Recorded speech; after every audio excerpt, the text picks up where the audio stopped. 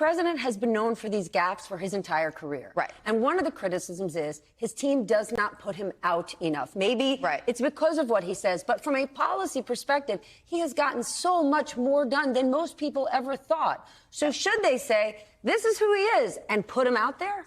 I think so. Yeah, I think that. I mean, let me. I mean, I have, as you like, I worked for Hillary Clinton. I lived through Jim Comey's July press conference, where same kind of situation as the Hur report. I lived through the Comey letter, so I got a lot to say about how you deal with what Hur did. But let's look at just how the president handled last night. Okay, so yesterday afternoon he did that statement, the House Democratic Caucus. I thought that was great, super smart. Get him on camera. Hur is not on camera. He's doing all the pushback he wants. That was great. They made the decision to put him out last night. A lot of people Monday morning quarterbacking that, whatever. I hate Monday morning quarterback. Been done to me a lot. But they decided to put him out a second time. He does great in the press conference. What does he show you? He shows you, he's like feisty and fighting with the press. Some people think that's great. Some people don't. He was clearly in command of the facts. He understood exactly what was in the report. He had a good pushback. It was great. And then he took he should just, Mr. President, walk out the door. Just stop. Walk out the door. Stayed at the party too long? Stayed at the party too long. And then he has the gaffe. Joe Biden knows who the president of Egypt is, and he knows who the president of Mexico is, right? He knows that. I'm not sure that Donald Trump knows the difference between Iran and Iraq. But it is a gaffe.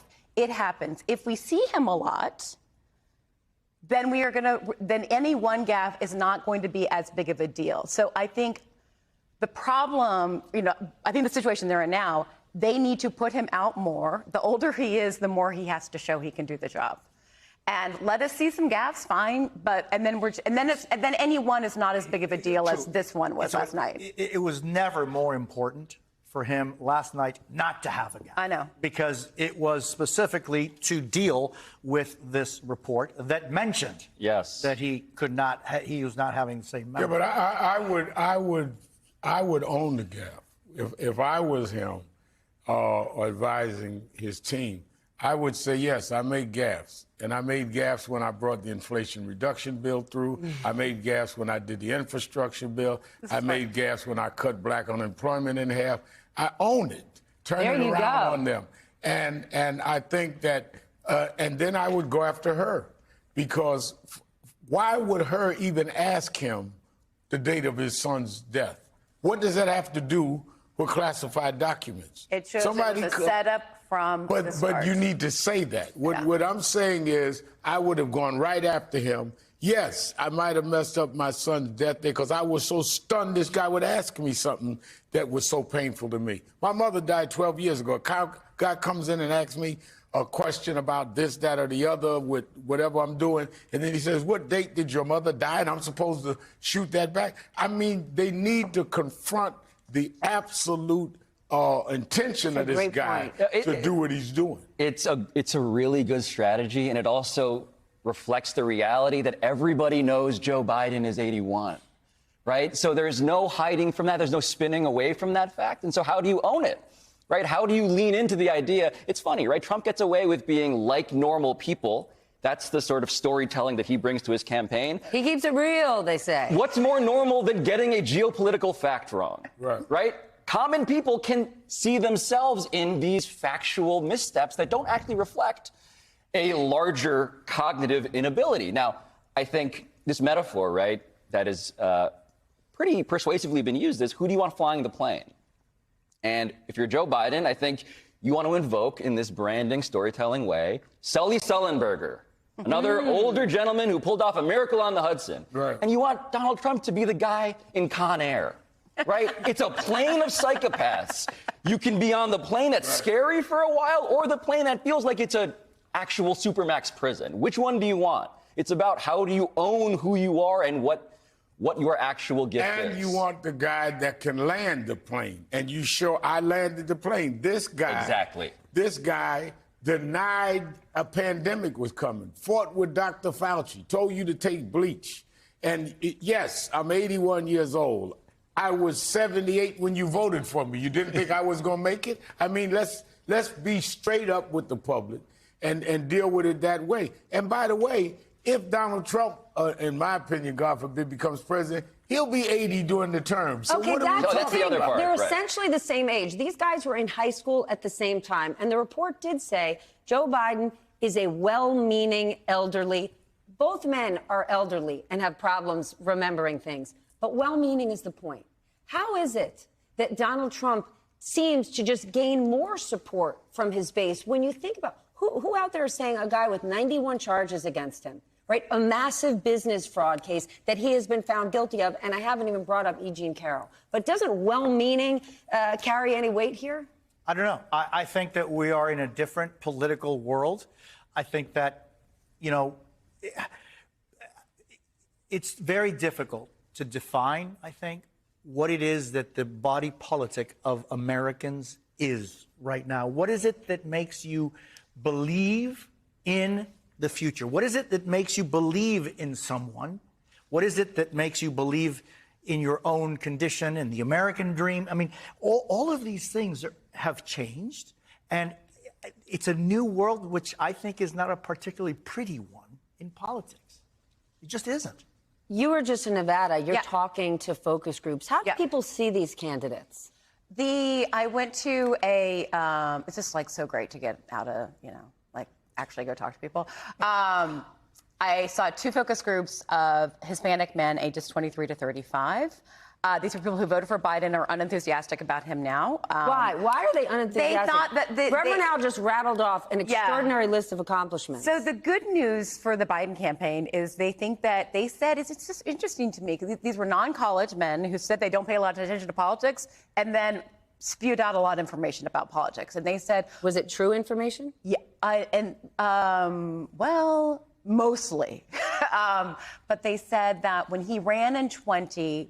He had a plan for all of these things he was going to do. So that was interesting to me, like that broke through in whatever medium they're following. And most of these guys are just like on TikTok, and that's like where they get news. And they listen to podcasts. They listen to Joe Rogan. They listen to Candace Owens. So it's English mostly or English only? Yeah, it was English mostly. Oh. Yeah, actually it was.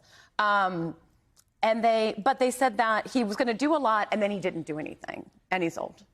And they didn't have any awareness of the things that he did. Now, I've pushed on this with researchers, and they're like, well, I'm not sure if Bush, like, oh my gosh, y'all. You forgot. Oh my gosh, I called him Bush. You've got a memory problem. I have a memory problem. I'm 67 years old. It's time to roll it up. He said that they not sure if the accomplishments are going to mean much to them, but, I've seen the accomplishments that the president is rattling off in Black America that I think are probably starting to take hold about low unemployment and the wealth gap getting smaller. Stuff that I think if they knew what he had done, they would be in a better position. They hate Trump. I was concerned that they were going to be like, oh, well, he's strong. And they do say, when you ask for adjectives, say, what do you think of Trump? Strong.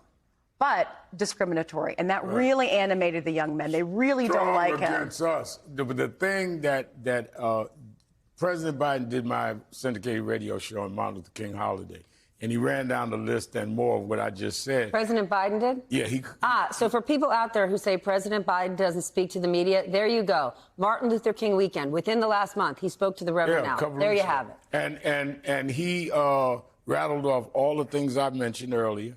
And some more. The callers started calling in saying, yeah, I didn't know that. I didn't understand it. I think the messaging has to be there. The other thing that I would do is I would say, I did these things, the things I listed. I've been in here 3 years. I've cut unemployment. I've done this. I've done that. He was there 4 years. Tell me, Latino America, tell me, Black America, what you got from him. And let him answer that. There is not one thing I could think of, and I lead a national civil rights group, that I could even dream of saying that Donald Trump did for Black America. Make him say it. Here's my record. He's been there for. We have a unique opportunity of two both presidents incumbents that have both served. Yeah, they're both incumbents. Let's compare the records. Why do you think it's so difficult for that message to get out? Because they're not putting it out. Why is it difficult to hear a television that's off? You need to turn the TV on. Isn't there something? But Jose, that's also, I'm sorry, because of news deserts in this country. That is also because the media has become so fragmented. And every day, local newspapers are closing. We are seeing local TV media outlets getting taken over by right-wing organizations. And so people aren't hearing the news. I live here in New York, and when I even see my own extended family on weekends, the news that they're consuming has nothing, isn't even related to fact. Back to the new world. Yes, Really exactly. People are also consuming in a different I also way. think that we underrate sometimes simplicity in favor of complexity, because complexity, when you have a lot of good things, seems very attractive. Right. I'm going to convey to you multiple points on this legal but pad. this is a problem with Democrats and being so overly sensitive and wanting to make sure they include every possible human and every possible perspective. They don't get to the punchline. Yes. So, Steph, I know that you you judge high school debates sometimes. Thank you very much. I do. Thank you. But a lesson I learned doing high school debate, which was eye-opening to me, this nerd who was trying to make 1,000,000 points, speaking very quickly, was people are going to take away one or two things from an hour of just listening to you. And so what is the one? So Trump is great at this. He's great. Trump, by the way, is basically a sports talk radio host. He will hammer the same argument every day, and he will say, we're going to make America great, and the border, and it's just like you can recite his takes. Yeah.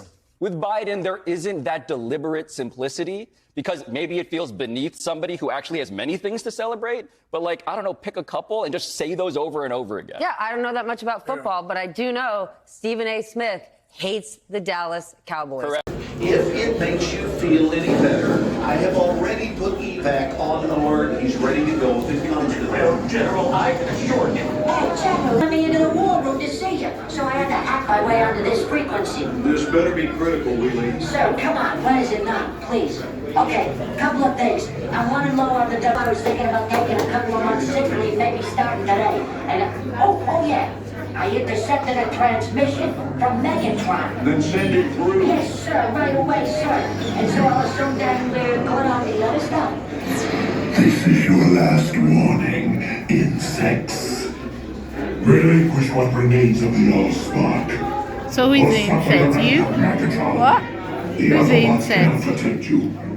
They were defeated on our world, and we will defeat them here. The Megatron. This was just a diversion. Security teams bring up. Rabbit, she's already inside. Deeds. Give me an update on that reserve. Boss readiness. What was his name? Evac, sir. Right, evac.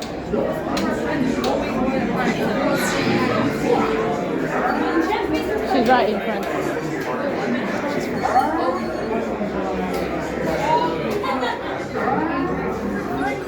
We are facing a heavy, sustained attack. They appear to be after the All-Star. General! General! Hold on. National security advisor. Stay down. Check it out. They failed their mission. Celebrations. The amateurs on a suicide mission.